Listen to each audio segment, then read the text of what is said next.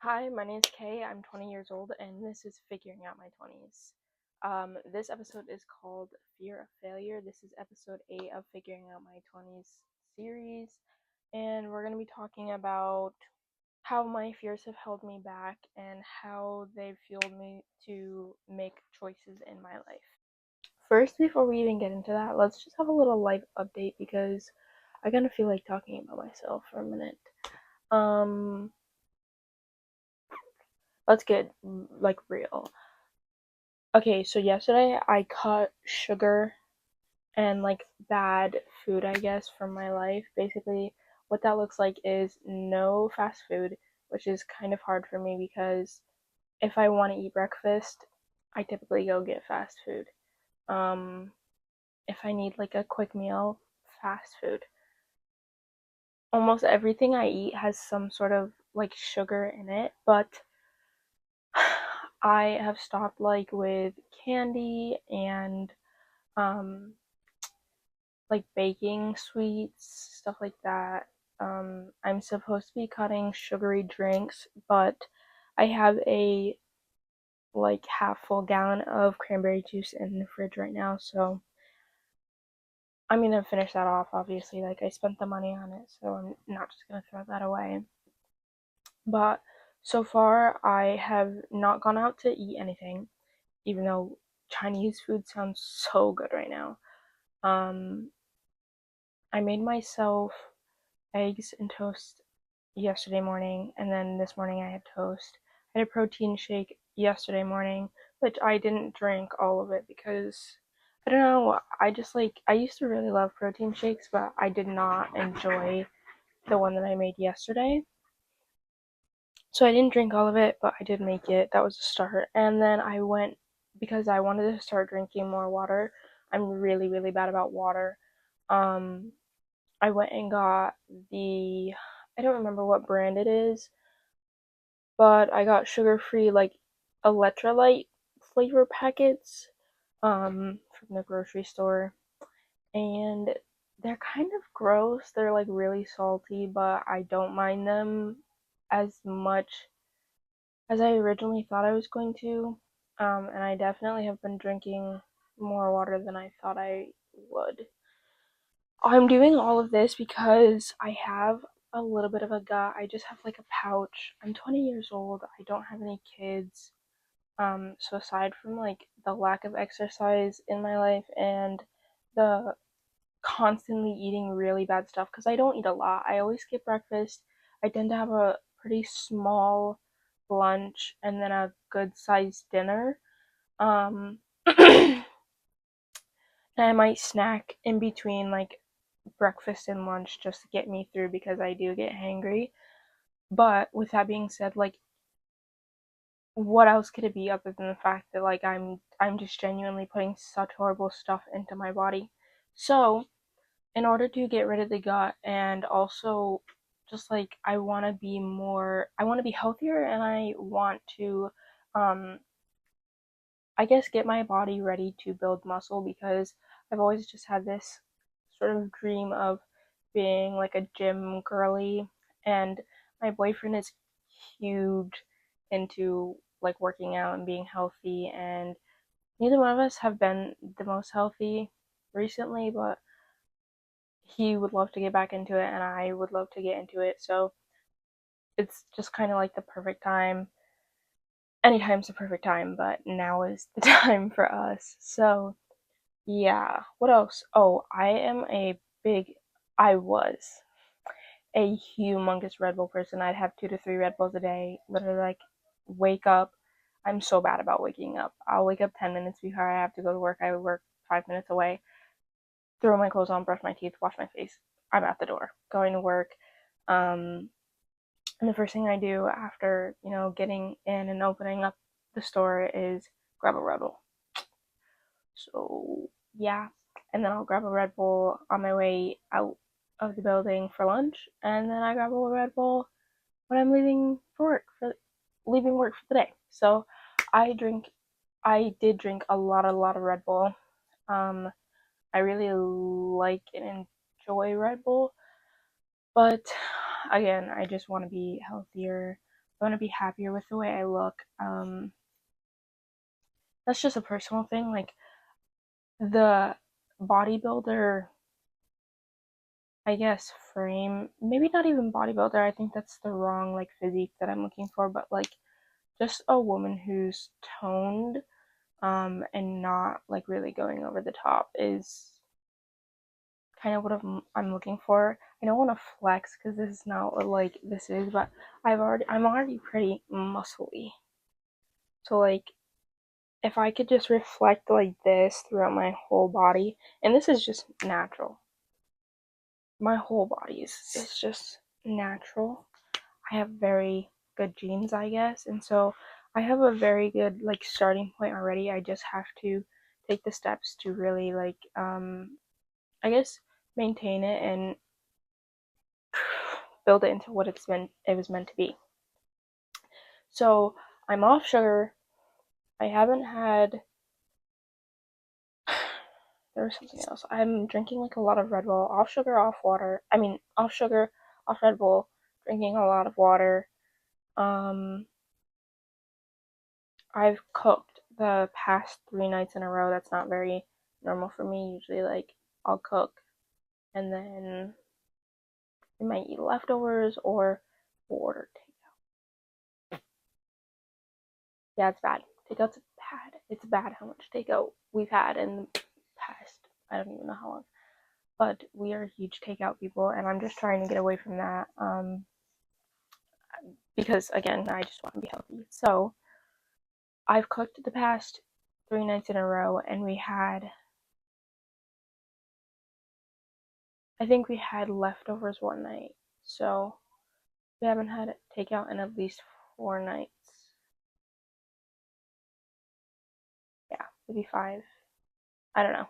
Anyways, with that being said, oh, also, let me just, I don't want to skip over this because it's actually kind of an important, like, point to just add on top of, like, the things in my life. I started my period today. Cut sugar, cut Red Bull.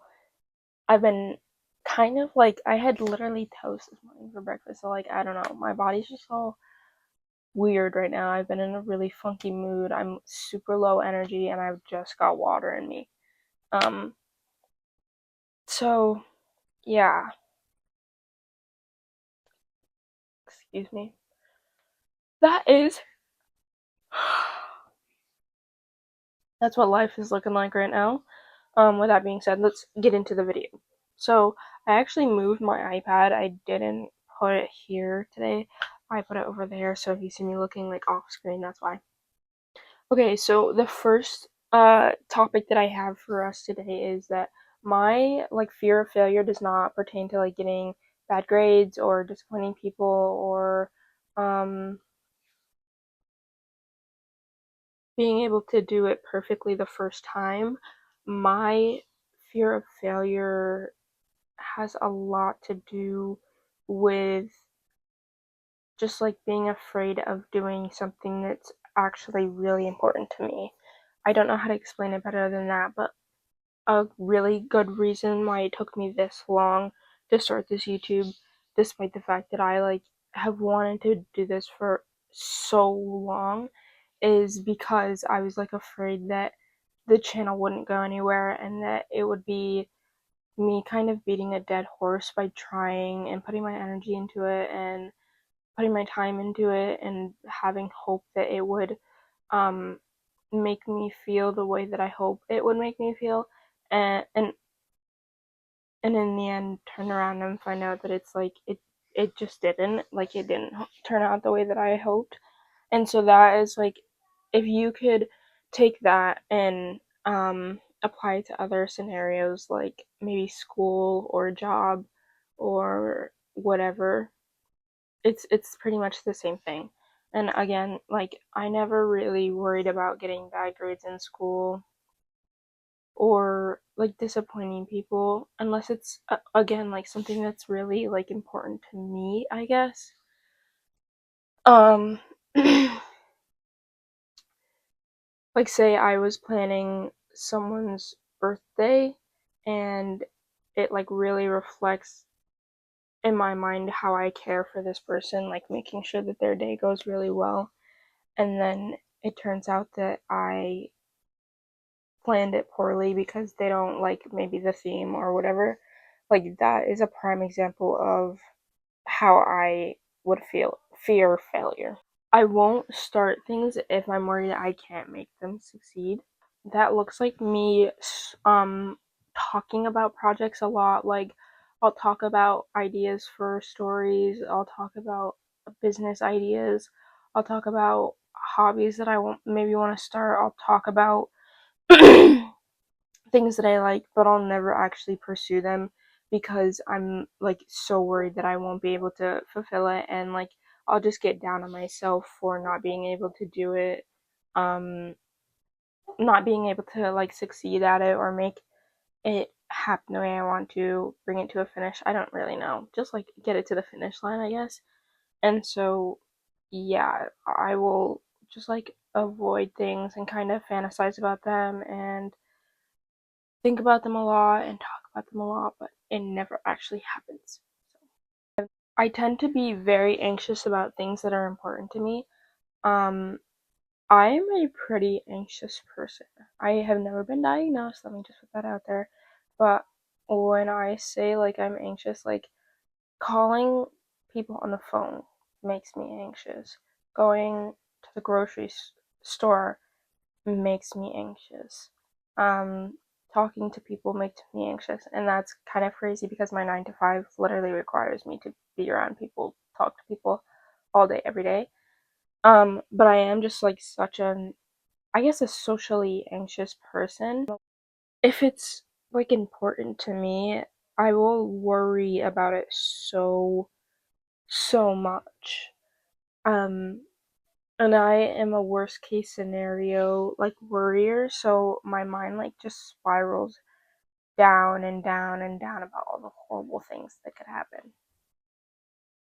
So I start things when I feel the most like confident and energetic about them, and then I eventually stop pouring my energy, effort, and time into them when I feel like it's not rewarding me back the way that I want it to. And my prime example for that is that I have currently two two um books that I started writing and have not made any real progress on them in a very long time. One book I started when I was in high school, and I ended up scrapping it and rewriting it 3 different times. So I scrapped the initial, rewrote it, scrapped the second draft, rewrote it. And mind you, I'm saying second draft, but I didn't get any farther than the fourth chapter into the second draft. So it wasn't even like I finished the whole book. I just got to the fourth chapter, felt like, you know, this is more tiring than it is rewarding. I'm just gonna give it less time. And then less time became no time, and no time became this is a thought in the back of my mind. I'm just kind of, it doesn't even mean anything to me anymore. And it means something to me because it is something that I'm still so passionate about, but it's become one of those things now where I feel like if I can't succeed at it, I'm just not even gonna start it. And the first book that I ever started writing is like, that book is the love of my life. When I tell you I'm so in love with the story and the characters and the plot and everything about the book, but I just can't make myself sit down and seriously write it. I have I worried that like my writing abilities have depleted over the years. My creativity and my mind just aren't what they were when I was in high school. And that also like applies to why I haven't finished the book. But anyways, yeah, so I have two books that I started writing, and neither one of them is finished or even close to being finished. And I don't know if they ever will get finished, just because I honestly feel like it's easier sometimes to let things that don't work out stay in the past and try to start something new. And maybe that makes me like a quitter. I don't really know. But I feel like it's kind of pointless to continue to try to write a story that didn't work for me the first or the second or the third time. And I tried. I did try. So, yeah. Oh my gosh, I almost forgot about this too. So, I actually was writing a series of children's books. This is not my genre. Children's books are not my genre whatsoever. I had no clue what I was doing or how to like format it or frame it or like how you're supposed to plot the book. So it was really challenging for me, and I eventually just decided that I wasn't gonna do it. I honestly forgot about it, crazy enough. But with that being said, oh, this is actually really funny because I was just talking about the books. My next point is that, after I eventually like stop putting my energy into one project, I will like get an idea for the next project. So I plotted out my first book, started writing it, got to about chapter 3 in my second draft. That's the farthest I ever got, we'll say. And then I just stopped. And then I got to the third draft, we'll say, and I got the prologue finished and I started chapter 1, and then I like found myself thinking of ideas, being hit with ideas for a completely different book, which ergo my second book. Um and then while I was writing my second book, I got the idea for the children's series. So that is just like, I don't know. I don't know how that plays into my fear of failure, but it does play into my cycles. Um,